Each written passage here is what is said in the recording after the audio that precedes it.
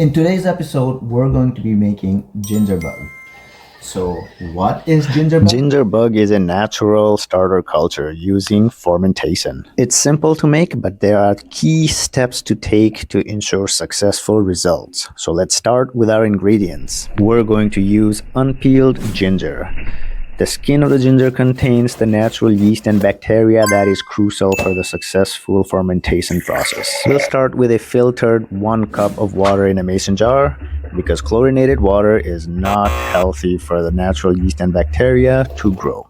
Next, we will add 1 tablespoon of sugar into our water so that the yeast has something to feed and create those bubbles as a result, which is carbon dioxide. We will also add 1 tablespoon of ginger to the mixture, loosely cover the lid and leave it on a counter to start the fermentation process. In a day or two, you will see these bubbles start to form, which is a good thing. Continue feeding your ginger bug every day with a tablespoon of ginger and tablespoon of sugar to promote healthy growth. Make sure to leave it in the room temperature, and by day 5, you will see a very healthy growth and your ginger bug is ready to use. Look at that bubble, very active. Keep your ginger bug in the fridge to keep it dormant, and when you're ready to use again, take it out of the fridge, leave it in a room temperature, feed it some sugar, and watch it come alive when you see the bubbles forming again. Keep repeating the process over and over again, and you can keep your ginger bug indefinitely.